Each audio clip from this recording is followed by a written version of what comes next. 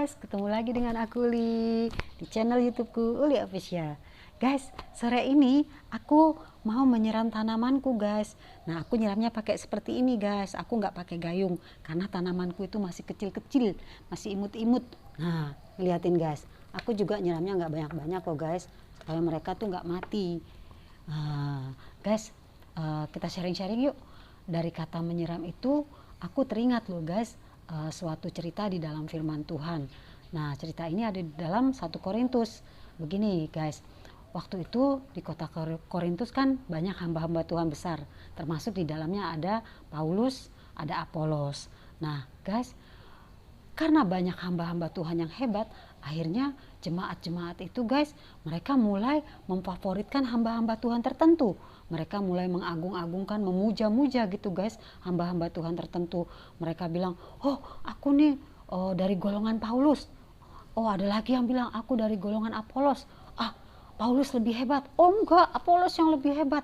Wah, karena mereka mengagung-agungkan dan memfavoritkan hamba Tuhan guys, akhirnya terjadi perselisihan, akhirnya terjadi iri hati, dan akhirnya tercipta suasana yang nggak enak ya guys, dan tidak bagus di dalam jemaat Korintus pada saat itu guys.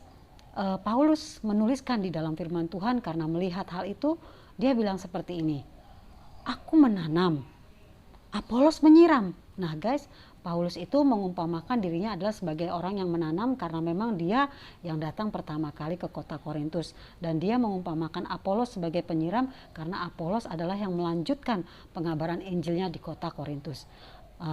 Aku teruskan lagi ya guys, aku menanam, Apolos menyiram, tetapi Allah yang memberi pertumbuhan. Karena itu yang penting bukan yang menanam atau yang menyiram, yang terpenting adalah Allah yang memberi pertumbuhan. Guys, Paulus ingin menekankan dan menasehati jemaat di Korintus guys. Dia ingin kasih tahu begini loh ya, kalau aku ini adalah pelayan Tuhan, Apolos juga pelayan Tuhan. Mungkin saat ini kedudukanku menanam, menyebarkan benih firman Tuhan. Apolos menyiraminya, merawatnya. Nah, tetapi kami berdua itu nggak penting. Yang penting adalah Tuhan sendiri yang memberi pertumbuhan terhadap benih yang kami tabur, kami siram itu. Allah sendiri yang menaruh iman di hati orang-orang Korintus sehingga firman Tuhan itu tersebar dan banyak diterima di kota Korintus. Nah, jadi Paulus itu ingin menekankan bahwa Tuhan itu sendirilah yang penting. Tuhan itu adalah kepala gereja dan dia adalah yang terpenting di dalam gereja guys, bukan hamba-hamba Tuhannya. Nah guys, kalau kita boleh berpikir lagi ya guys, kalau kita aplikasikan kepada zaman sekarang, ternyata guys kejadian di kota Korintus itu terjadi juga loh guys di zaman modern ini. Nah, kenapa aku bisa bilang begitu? Iya guys, ingat nggak sebelum zaman pandemi guys, kalau misalnya ada satu gereja memasang suatu selebaran gitu guys, atau pamflet yang gede gitu ya, di jalan-jalan, oh pembicaranya ini, wah kebetulan orang itu adalah orang yang terkenal ya guys. Nah banyak tuh orang-orang datang guys, mereka pengen melihat hamba Tuhan itu, dan mereka ingin mendengar apa sih yang dikatakan oleh hamba Tuhan itu.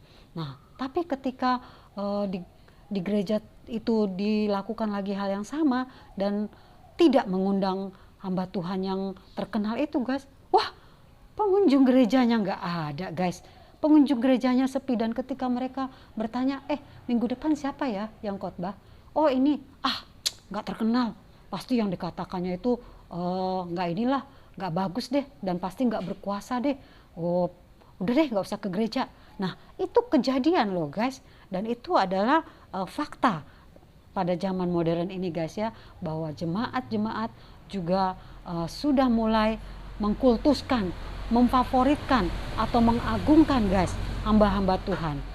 Nah ini yang dikatakan oleh Paulus di dalam firman Tuhan kepada jemaat Korintus tadi, bahwa sebenarnya guys kita tidak boleh seperti itu.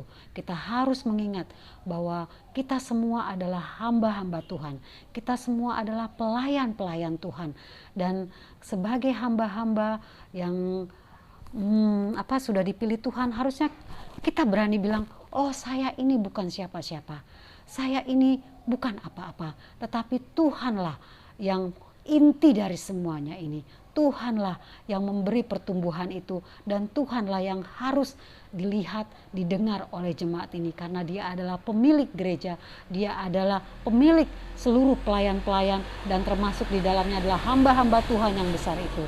Nah guys, kita tidak boleh ya guys, misalnya kita ada di satu gereja, dan kebetulan memang kemungkinan besar ya guys ya, gereja yang kamu jemaati itu ya guys, hamba Tuhannya memang besar, hebat, terkenal. Terus ketika kamu misalnya kenalan sama sesama anak Tuhan, terus kamu tanya, kamu gereja di mana sih? Oh gereja di sini.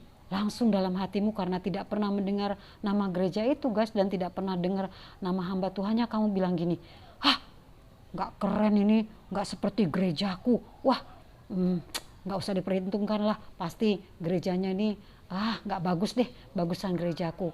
Ada orang-orang seperti itu guys, dan aku tidak mau hal ini terjadi ya guys sama kita.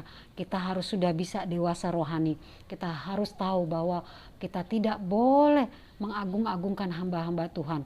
Kita tidak boleh misalnya di waktu pandemi datang ke gereja untuk melihat hamba Tuhan, sehingga kita tidak mau bertemu dengan Tuhan. Kita tidak boleh hanya mau mendengar apa yang dikatakan oleh hamba Tuhan, dan kita tidak mau mendengar apa yang Tuhan katakan kepada kita. Wah, itu tidak boleh terjadi ya guys, karena semua hamba-hamba Tuhan itu adalah pelayan-pelayan Tuhan, termasuk kita, dan pekerjaan kita adalah melayani Tuhan, bukan untuk menjadi orang terkenal, bukan untuk menjadi orang yang dipuja-puja, tetapi kita adalah pelayan-pelayan yang suatu saat kelak akan menerima upahnya masing-masing sesuai dengan apa yang kita kerjakan. Dan yang patut diagungkan, patut ditinggikan, patut dipuja dan dipuji adalah sang kepala gereja itu, yaitu Tuhan Yesus Kristus, yang empunya gereja dan yang empunya jemaat, yang empunya pelayan-pelayan Tuhan itu. Oke guys, sampai di sini dulu sharingku bersama aku Uli di channel YouTubeku Uli Official. Bersama hal-hal kecil di sekitar kita, kita bisa merasakan kebaikan Tuhan dalam hidup kita. See you guys, Jesus bless you.